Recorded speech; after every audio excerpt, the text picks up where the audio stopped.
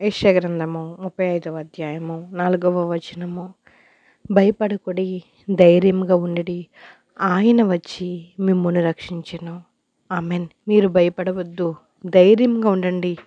ప్రతిదండన చేయుటకై ఆయన వచ్చుచున్నారు.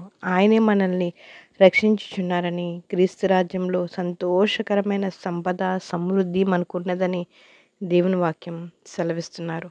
మనం భయపడవద్దు. ప్రతి దానికి కూడా సమాధానాన్ని దేవుడు మనకు అనుగ్రహిస్తున్నాడు.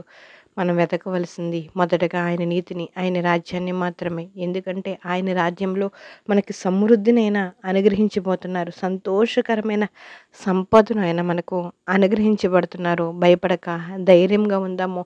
ఆయన వచ్చి ఆయనే మనల్ని రక్షించును కాక. ప్రార్థిద్దాం. జీవం కలిగిన దేవా, నీకు వందనాలు స్తోత్రాలు చెల్లించుకుంటున్నామయ్యా.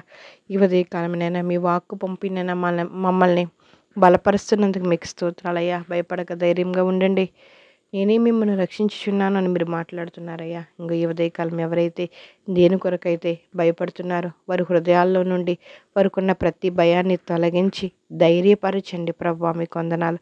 ఈ ఉదయకాలం ప్రార్థనలు ఏకీభవిస్తున్న ప్రతి ఒక్కరిని జ్ఞాపకం చేసుకుని ప్రతి ఒక్కరికి కావలసిన కృప మీరే అనుగ్రహిస్తారని, ప్రతి బిడ్డల్ని మీ పాదాలకు అప్పచెప్తూ వారందరి పట్ల అద్భుతమైన కార్యాలు మీరే జరిగిస్తారని, చిన్న బిడ్డ మొదలుకుని వృద్ధుల వరకు మీ కృప అనుగ్రహిస్తారని, ప్రతి ఒక్కరి పట్ల అద్భుతమైన కార్యాలు మీరే జరిగిస్తారని, ఈరోజు ప్రయాణాలని మీరే జ్ఞాపకం చేసుకుంటారని, పుట్టినరోజులు పెళ్లి రోజులు జరిపించుకుంటున్న బిడ్డలను మీ పాదాలకు అప్పచెప్తూ సమస్త గంట మహిమా ప్రభావాలు మీరు పొందుకుంటారని ప్రభునేస్తు నామంలో అడుగు వేడుకుంటున్నాం పరమ తండ్రి.